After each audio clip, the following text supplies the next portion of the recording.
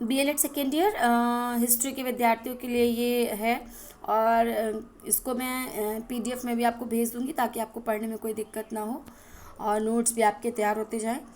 ये आज हम सिंधु घाटी सभ्यता की बात कर रहे हैं। सिंधु घाटी सभ्यता से आप क्या समझते हैं और कैसे ये इस सभ्यता की खोज हुई। तो सिंधु और उसकी सहायक नदियों के मैदान में सभ्यता का कांस्य काल की प्राचीन सभ्यता का उदय हुआ, जिसके कारण सभ्यता का नाम क्या पड़ा, इंडस सिविलाइजेशन या सिंधु सभ्यता। ठीक है। और इस हड़प्पा सभ्यता इसका पुरातात्विक या प्राचीन नाम है। और कालक्रम के हिसाब से ये सभ्यता मेसोपोटामिया तथा मिस्र की प्राचीन सभ्यता के समकालीन ही रही है। इसकी खोज किसने करी? ये सिंधु घाटी में क्योंकि सभ्यता मिली इसलिए इसका नाम क्या हुआ, सिंधु घाटी सभ्यता हुआ। और यहाँ पर 1921 में वैसे तो वैदिक सभ्यता को प्राचीन सभ्यता माना जाता था, ठीक है, लेकिन बाद में ये पुरातत्व विभाग के सर्वेक्षण में जॉन मार्शल ने 1921 में और उसके बाद दयाराम साहनी ने हड़प्पा सभ्यता का, जब हड़प्पा नामक स्थान का उत्खनन कराया तो वहाँ पर अत्यंत प्राचीन सभ्यता के पुरावशेष प्राप्त हुए। और सन 1922 में राखल दास बनर्जी ने सिंध प्रांत लड़काना जिले में सिंधु के दाहिनी तट पर जब मोहनजोदड़ो नामक स्थान पर जो है उत्खनन कराया तो वहाँ पर भी एक भव्य नगर के भग्नावशेष प्राप्त हुए।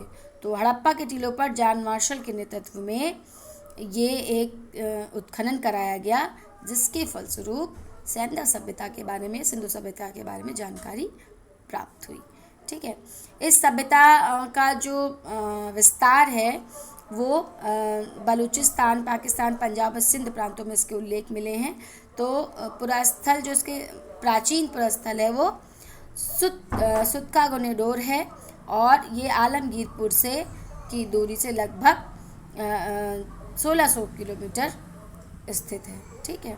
सिंधु सभ्यता के स्रोतों की बात करें, क्योंकि हमें केवल यहाँ पर बहुत समय तक इसको पढ़ा नहीं जा सका है, क्योंकि यहाँ पर जो भी लिपियाँ मिली हैं तो उनको पढ़ा नहीं जा सकता है, लेकिन यहाँ पर जो बर्तन मिले हैं, खिलौने मिले हैं, मुद्राएं मिली हैं, उनके आधार पर हम जान सकते हैं कि इस सभ्यता का कैसे विकास हुआ होगा, क्या यहाँ पर संस्कृति कैसी रही होगी, यहाँ की आर्थिक विकास कैसा रहा होगा। इसका समय जो है वो 3250 से 2750 ईसा पूर्व माना जाता है। ठीक है। और यद्यपि इसके समय के विषय में बहुत विद्वानों में मतभेद पाया जाता है। इसके निर्माता की अगर हम बात करें कि सिंधु सभ्यता के निर्माता कौन हैं, तो अलग अलग राखल लाल बनर्जी को भी माना जाता है और डॉक्टर राजवली पांडे ने कुछ दिन किया, फिर गॉर्डन चाइल्ड ने भी कुछ समय तक इसकी खोज करी। सिंधु सभ्यता की जो विशेषताएं हैं, जो आपके क्वेश्चन मेन आएगा उसी से रिलेटेड आएगा कि सिंधु सभ्यता की विशेषताएं क्या क्या हैं। तो सबसे प्राचीन हम ये कह सकते हैं कि बहुत उत्कृष्ट स्वरूप की सुव्यवस्थित नगर योजना थी यहाँ पर। यहाँ की जो एक तो ये नगरीय सभ्यता थी और इसकी जो नगर योजना है वो सबको अचंभित करने वाली है। हड़प्पा और मोहनजोदड़ो अन्य जो क्षेत्र हैं वहाँ पर विशिष्ट निर्माण कला का उल्लेख देखने को मिलता है। फिर सड़कों की बात आती है। सड़कें कैसी थी? गलियाँ एकदम सीधी बनी हुई थी, एक दूसरे को समकोण पर काटती थी। ठीक है। और उसके बीच में उत्तर से दक्षिण की ओर जाती थी। चौड़ाई 33 फीट और उसके अलावा 2 प्रधान सड़कें समानांतर समकोण बनाती हुई थी। मुख्य मार्गों से निकलने वाली गलियां 9 से 18 फीट तक चौड़ी थी। तो आप देख सकते हैं कि नगर व्यवस्था बहुत अच्छी थी, सड़कों की स्थितियां भी बहुत अच्छी थी। नालियों की जो विधि है जल निकासी की वो भी बहुत आश्चर्यजनक है कि उस समय इतनी अच्छी तकनीकी का विकास हो गया था, या उस समय लोग इतने अधिक इंटेलिजेंट थे कि मकानों से निकलने वाला जो गंदा जल था वो बाहर निकलता था, शहर के बाहर निकलता, नगर के बाहर निकलता था।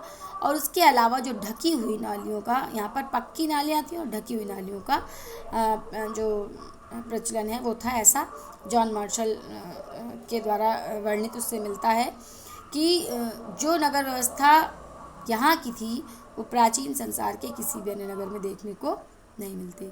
फिर नगर योजना की बात करें तो नगर योजना में क्या था, गलियों और नालियों की उत्तम व्यवस्था के साथ साथ स्वच्छता पर विशेष ध्यान दिया जाता था। प्रत्येक कार्य यहाँ पर बहुत साफ सफाई से, विशेष सावधानी से होता था। भवन निर्माणों में भी सिंधु सभ्यता के लोग बहुत अधिक कह सकते हैं कि इंटेलिजेंट थे, टेक्निकल थे, और इन्होंने भवन निर्माण में भी जो पक्की ईंटों का प्रयोग किया था। आवासीय भवन यानी कि जो रहने के मकान होते थे वो पक्के आवासों में रहते थे, सभी प्रकार के, चाहे वो बड़े हों चाहे छोटे हों। जो उत्खनन में ईंटें मिली हैं उससे पता चलता है कि ये भवन कैसे होते थे। चौकोर होते थे, बीच में एक बड़ा सा कमरा होता था और किनारे किनारे छोटे छोटे कमरे होते थे। लगभग सभी जो मकान है उसमें एक रसोई, एक स्नानगार और कुआं, साथ ही घरों में ही समृद्ध लोगों के घरों में शौचालयों की व्यवस्था भी रहती थी। ठीक है। और जो दरवाजे होते थे वो सड़क की तरफ खुलते थे, और कुछ ऐसे थे जो मेन होते थे। कुछ 2 मंजिले मकान भी थे। घरों के जो पिछले दरवाजे थे उनका भी प्रचलन था। ठीक है। और पक्की ईंटों का निर्माण किया जाता था। मकानों की छतों के विषय में निश्चित साक्ष्यों का अभाव है कि छतें कैसी होती थी, लेकिन ऐसा पता चलता है कि समतल छतें हुआ करती थीं। ठीक है। घास बिछाकर मिट्टी का लेप कर दिया जाता छतों के ऊपर। मोहनजोदड़ो हड़प्पा में पकी हुई ईंटों का प्रयोग भवन निर्माण के लिए किया जाता था, हमने जैसे पहले बताया, और इन ईंटों का आकार भी दिया हुआ है। सार्वजनिक भवन जो पब्लिक कार्य के भवन होते थे, ठीक है, वो विशाल भवन होते थे। ऐसा माना जाता था कि वो 242 फीट लंबे हुआ करते थे और 115 फीट चौड़े हुआ करते थे, और इनकी जो बाहरी दीवारें थी वो 5 फीट चौड़ी थी। इसके अंदर कई अन्य कक्ष भी होते थे जिनका उपयोग जनसभा वगैरह के लिए किया जाता होगा। फिर विशेष अन्नागार, ये भी बहुत इंपॉर्टेंट है। भंडारण की सुविधा थी, अन्य भंडारण की सुविधा थी, जो कि इसमें पता चलता है कि इसमें बड़े बड़े व्हीलर ने कहा है कि अन्न को रखने के लिए, यानी कि अनाज को रखने के लिए ऊंचे ऊंचे चबूतरे बनाए गए थे, और उसके बीच में हवादार खाली स्थान छोड़े गए थे, जिससे कि, और इसके बीच पर लकड़ी का एक कटघरा रहता था जिस पर अनाज रखा जाता था। तो इससे क्या होता था, अनाज सड़े ना, इसके लिए हवादार हवा इत्यादि की भी व्यवस्था थी। फिर विशाल स्नानागार, स्नान करने के लिए भी इसका काफ़ी बड़ा एक स्नानागार मिला था, जिसकी जो लंबाई थी वो 54 मीटर और चौड़ाई 33 मीटर है। बाहर की दीवारों की मोटाई 3 मीटर मानी गई थी। ये विशाल अन्नागार चौकोर आंगन में स्थित है, जिसके चारों तरफ गैलरी और कमरे बने होते थे। आंगन के मध्य में स्नान कुंड मुख्य होता था, जिसकी लंबाई 29 फीट, चौड़ाई 23 फीट और गहराई 8 फीट हुआ करती थी, और इसके समीप एक कुआं भी रहता था जो मिला है। इसमें पता चलता है कि स्नान जो कुएं का प्रयोग है वो स्नान कुंड में जल भरने के लिए किया जाता होगा। साथ ही स्नान कुंड में उतरने के लिए सीढ़ियों की व्यवस्था भी थी। तो आर के मुखर्जी के अनुसार सिंधुवासी की सबसे प्रभावी और मुख्य देन जो है, उपलब्धि है, ये महान स्नानागार ही रहा। सामाजिक जीवन की बात करें, सिंधु सभ्यता के सामाजिक जीवन के विषय में प्रामाणिक रूप से वैसे तो कुछ नहीं कह सकते, क्योंकि जो मिला है उन्हीं के आधार पर, फिर भी इसे क्योंकि इसको ठीक से पढ़ा नहीं जा सका, लेकिन फिर भी कुछ अनुमान के आधार पर कुछ जानकारियाँ प्राप्त हुई हैं, जिसमें पता चलता है कि सिंधु सभ्यता में जो है 4 वर्ग थे।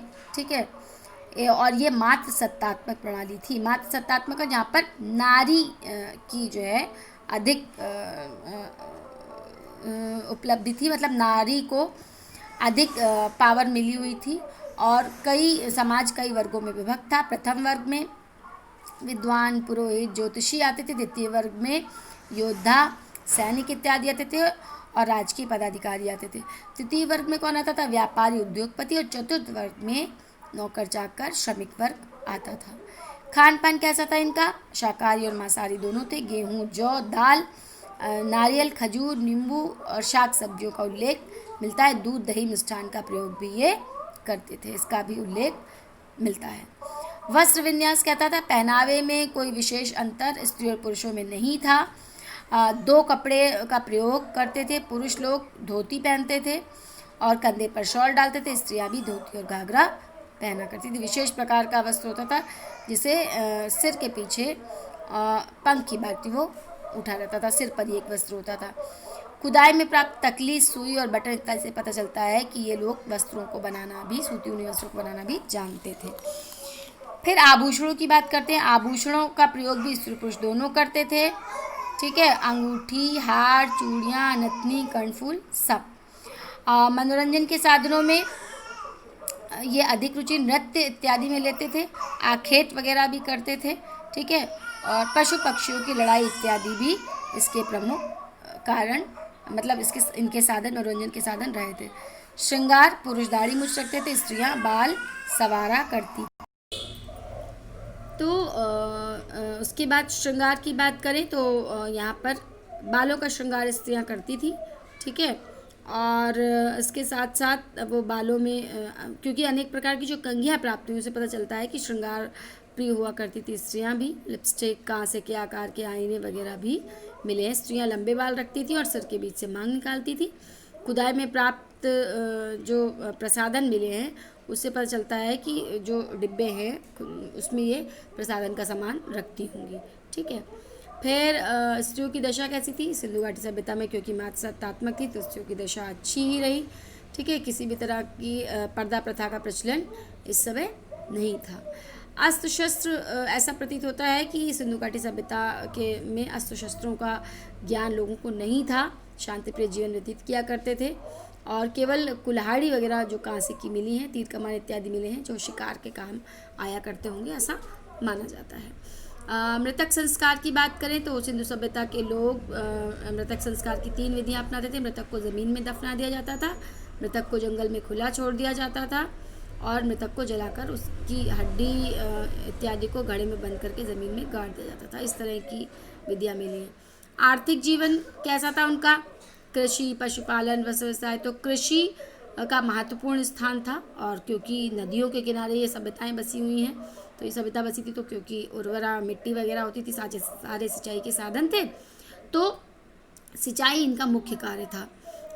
गेहूँ और जौ ये उगाया करते थे। इसके अतिरिक्त चावल, राई, मटर, तिल, सरसों इत्यादि की कृषि भी ये किया करते थे और शाक सब्जियों का भी इन्हें ज्ञान था।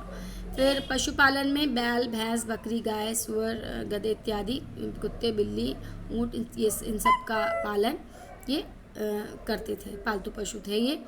और ऊँट और घोड़े का कोई ख़ास प्रयोग नहीं था और गृह कार्य में पशुओं का उपयोग कृषि में और गृह कार्य में किया जाता था। वस्त्र व्यवसाय की बात करें तो ऊनी, रेशमी और सूती, तीनों ही तरह के वस्त्रों का ज्ञान इन्हें था क्योंकि तीनों ही प्रकार के वस्त्रों का प्रयोग ये किया करते थे। और बटर और सुई जो मिला है इससे पता चलता है कि सिलाई का भी ज्ञान उन्हें था।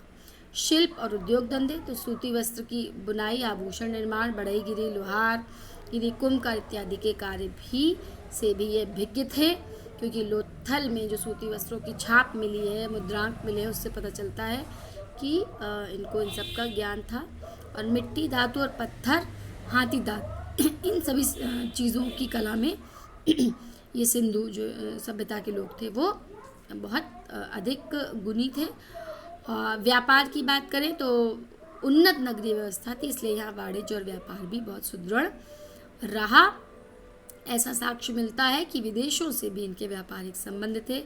पत्थरों के मनके, हाथी दांत से बनी वस्तुएं, इनको पश्चिम एशिया में निर्यात किया जाता था। और शीशा और टिन अफगानिस्तान से और लाल रंग फारस की खाड़ी से मंगाया करते थे। धार्मिक जीवन क्या था इनका? मातृशक्ति की पूजा होती थी, पशुपति की पूजा किया करते थे और इसके साथ साथ पशु पूजा, नाग पूजा और वृक्ष पूजा का भी प्रावधान था। कला निर्माण की बात करें, हमने प्रारंभ में बताया था कि भवन कला में ये बहुत गुणी थे। तो मूर्ति कला और उसके अलावा चित्रकला और मुद्रा निर्माण की कला भी इन्हें आती थी। लेखन कला में भी ये निपुण थे, ठीक है, क्योंकि यहाँ पर कुछ लिपियाँ मिली, हालांकि इसे पढ़ा नहीं जा सका है। राजनीतिक जीवन इनका कैसा था? बहुत अधिक ऐसा कोई प्रशासक वर्ग जो है ऐसा नहीं होता था, कोई प्रतिनिधि जनता द्वारा ही चुनकर प्रशासन का कार्य करता था, ठीक है। नागरिकों का जीवन सार्वजनिक रूप में अधिकाधिक रूप से सुविधाएं उन्हें मिली हुई थी और बहुत इसके अलावा और अधिक राजनीतिक जीवन के बारे में जानकारी नहीं मिलती है, ठीक। तो ये आपका सिंधु घाटी सभ्यता समाप्त हो गया। सिंधु सभ्यता जो है वो आधुनिक सभ्यता के लिए एक नींव है और एक बहुत उन्नत संस्कृति को प्रस्तुत करती है। इसका विनाश कैसे हुआ है इसका भी कोई ख़ास नहीं पता चलता है, जानकारी नहीं है, लेकिन ये पता चलता है शायद कभी बाढ़ वगैरह आने से, भूकंप से ये समाप्त हो गई होगी। ठीक है, तो इस सभ्यता के बारे में आप पढ़ लीजिएगा। नोट्स मैं आपको PDF के फॉर्म में दे देती हूँ। ठीक है, साथ में उसको भी पढ़ लीजिएगा।